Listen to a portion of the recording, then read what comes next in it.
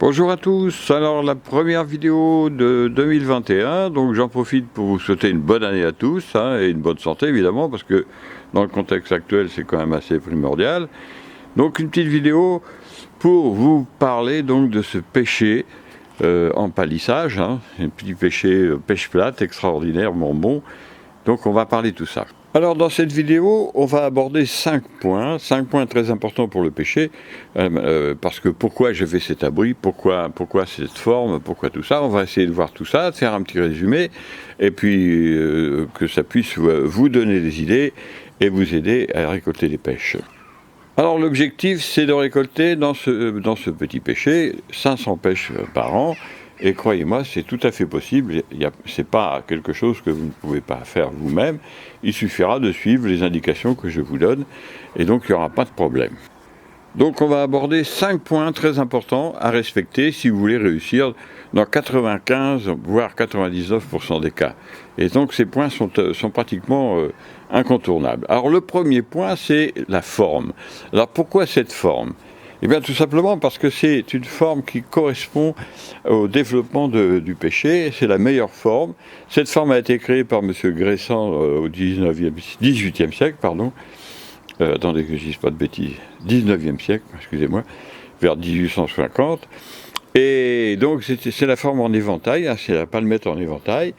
Et donc assez simple, si vous voulez, vous voyez les branches. Alors ces petites baguettes matérialisent les futures branches qui vont se coller là-dessus.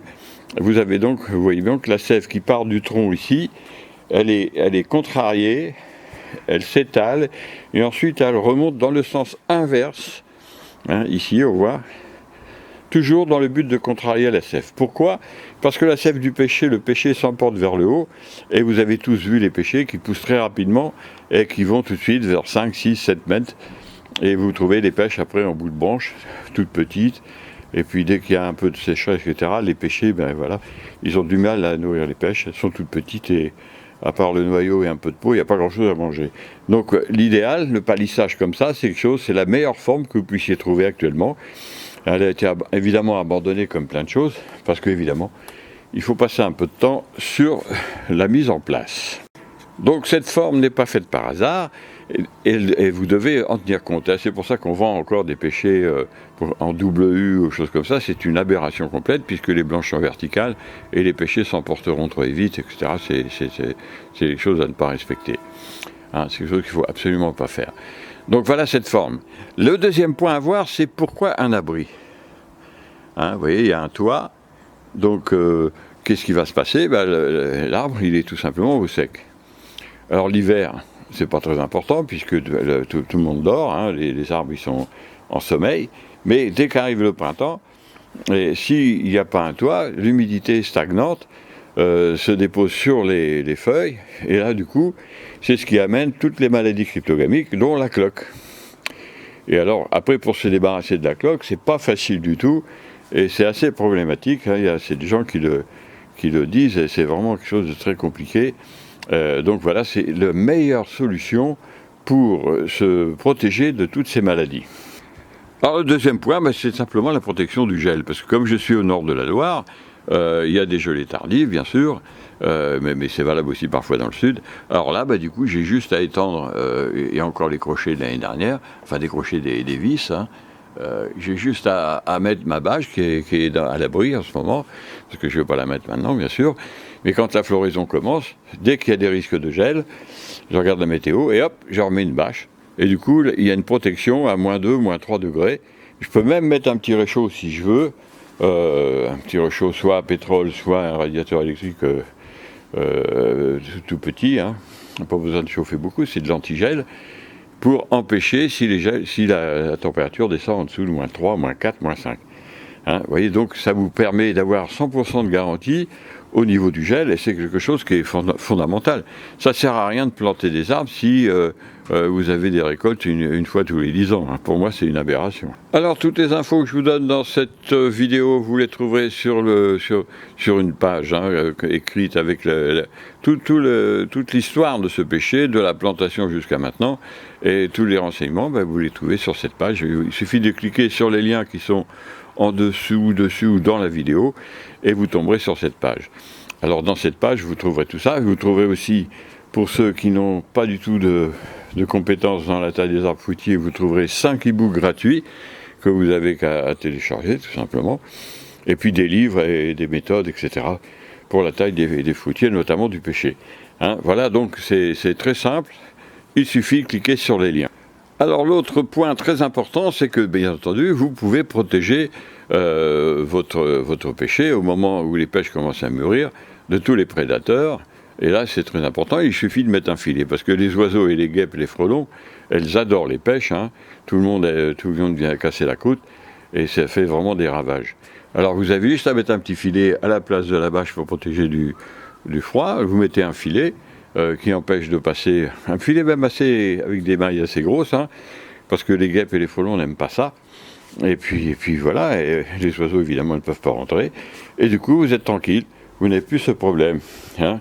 C'est quelque chose qui est très simple à faire, et un filet ça coûte quoi? Ça coûte 2 ou 3 euros, et du coup c'est quelque chose d'assez simple. Alors si vous cliquez sur le lien, évidemment vous tomberez sur la page, et je vous donne le prix, je crois que si ma mémoire est bonne, c'est le prix de cet abri, ça m'a coûté à peu près 120, 130 euros, hein, tout compris. Hein, donc c'est pas, ça m'a pris quoi, une journée on va dire à faire, hein, pour être honnête. Et puis voilà, c'est tout simple, hein, voilà, c'est quelque chose de très simple à faire. Alors j'ai récolté déjà des pêches 2 années de suite. Alors il y a pas l'année dernière, mais il y a 2 ans, j'ai récolté quelques pêches. L'année dernière, j'aurais pu en récolter plus, mais j'ai fait une erreur, c'est-à-dire que j'avais mis ma bâche pour protéger évidemment du froid, etc. Mais je laissais une entrée, une sortie. Mais en fait, ça n'a pas. Ce pêcher est auto-fertile, comme la plupart des pêchers. Mais il y a eu des pêches qu'aux endroits où il y avait les ouvertures, parce qu'il y avait un peu de vent. Donc cette année, je vais m'en occuper davantage. Je vais non seulement tout ouvrir dès que possible, mais aussi je vais faire une fécondation au pinceau. Hein, comme ça, je serai tranquille, parce que ça fleurit début mars. Et les butineuses début mars dans nos régions ne sont pas réveillées. Hein. Donc voilà, je vais faire un butinage au pinceau. Voilà, pollinisation au pinceau. Alors comment reconnaître, ça c'est très important, comment reconnaître les bourgeons à fleurs des bourgeons à fruits? Eh bien, au printemps, les premiers qui bougent et qui commencent maintenant, vous voyez, aujourd'hui nous sommes le 25 janvier 2021, et les bourgeons qui bougent, eh bien ce sont les bourgeons à fleurs. Les bourgeons à bois n'ont pas encore bougé, et vous voyez, hein, on voit tout de suite les petits bourgeons à fleurs. Les bourgeons à bois n'ont pratiquement pas bougé, les bourgeons à fleurs se développent déjà, et ils vont continuer à se développer comme ça. Alors, dans un premier temps, avant je coupais à 5 fleurs, vous voyez, hein, si vous voulez, là vous avez ce rameau-là, il y a, je compte 1, 2, 3, 4, 5, et j'aurais coupé juste au-dessus ici. Et maintenant je ne le fais plus, pourquoi? Parce que j'attends la fécondation. Si par exemple la fécondation se passe très bien, et que sur un rameau comme ça il y a 5 pêches, eh j'en enlève au moins 3 ou 4. Hein, j'en laisse 1 ou 2, pas plus sur ce petit rameau. Par contre, si ça se passe mal et qu'il y a une seule pêche et qu'il se trouve qu'en fait elle est au bout du rameau, eh bien j'ai gagné cette chance d'avoir une pêche au bout du rameau. Hein, et c'est pour ça que maintenant j'attends de voir la fécondation, c'est-à-dire que je sélectionne fin juin par exemple, pour être sûr de ne pas faire de bêtises. Donc voilà, là vous avez un petit bouquet de mai, là ici, hop, il va apparaître, vous voyez. Alors là il n'y a que des fleurs, et il y aura un petit bourgeon à bois central qui va se développer par la suite. Hein, vous avez 6 fleurs, là il y en a un autre ici, c'est du bonus. C'est ce qu'il faut obtenir en priorité sur tous vos pêchers, ces petits rameaux-là, on appelle ça les bouquets de mai, et ça c'est du top de top.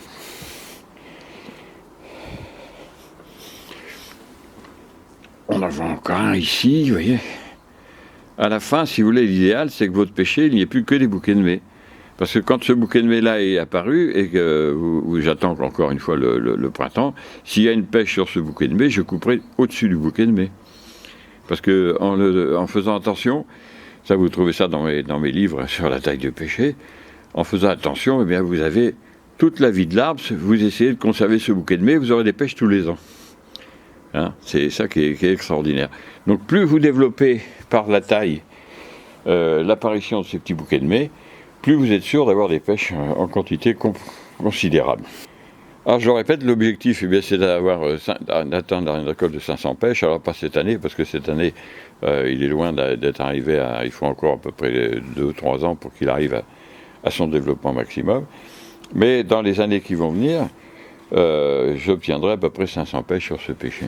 Alors ça paraît aberrant, mais pas du tout, parce que déjà là, rien que sur ces deux branches-là, on peut déjà arriver à une centaine de pêches. Hein. Donc 500 pêches, c'est pas du tout impossible. Je vous rappelle que n'importe qui peut atteindre ce résultat, hein, il suffit d'avoir la recette, hein, c'est tout à fait à votre portée. Pour avoir tous les renseignements sur l'histoire de ce pêcher depuis la plantation jusqu'à maintenant, vous cliquez sur la page, hein, vous aurez aussi les dosages pour les engrais tous les ans, vous avez tout ce qu'il faut. Pour ceux qui n'ont pas de documents, il y a des guides gratuits. Pour ceux qui veulent se renseigner davantage, il y a des liens pour avoir des livres, pour avoir aussi des méthodes pour les arbres à noyaux, etc. Donc vous voyez, vous avez tout ce qu'il vous faut pour vraiment progresser et atteindre des résultats considérables. Donc la prochaine fois que vous allez planter un pêcher, au lieu de prendre le risque de ne rien récolter, vous avez toutes les chances de récolter des quantités considérables de pêche. Il suffit de respecter cette recette. Et croyez-moi, déjà cette année, si la pollinisation marche bien, et que j'oublie pas de protéger mon pêcher du gel, on verra le résultat, ce sera vraiment très très intéressant. Voilà, et bien écoutez, hein, donc encore une fois, n'hésitez pas à cliquer sur le lien pour avoir tous les renseignements et toutes les vidéos que j'ai déjà faites sur cet arbre.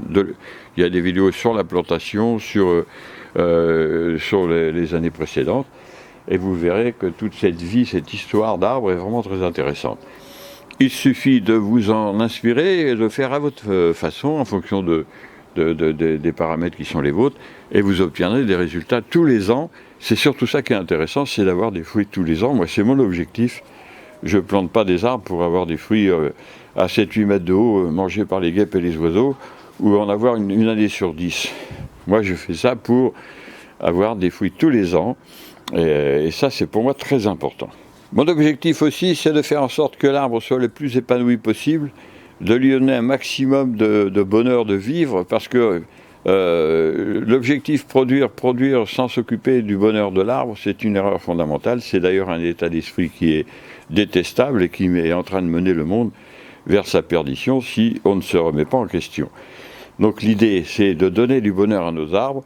Il est à l'abri, il est protégé du gel, il est content de produire, on lui donne la forme qui lui permettra non seulement de s'épanouir, mais de donner un maximum de fruits, pour son grand plaisir et pour le nôtre. Et il suffit de continuer dans cette voie pour avoir vraiment que du bonheur. Eh bien moi, sur ces bonnes paroles, je vous dis à bientôt pour d'autres vidéos qui ne manqueront pas d'arriver, parce que j'ai l'intention cette année de faire des vidéos sur les 60 arbres fruitiers que j'ai, de toutes sortes, et que vous puissiez avancer et vraiment développer des vergers qui produisent avec des arbres heureux, bichonnés, protégés, qui produisent des kilos de fruits de qualité supérieure. C'est le souhait que j'ai pour vous et pour cette année 2021. Je vous dis au revoir et à bientôt.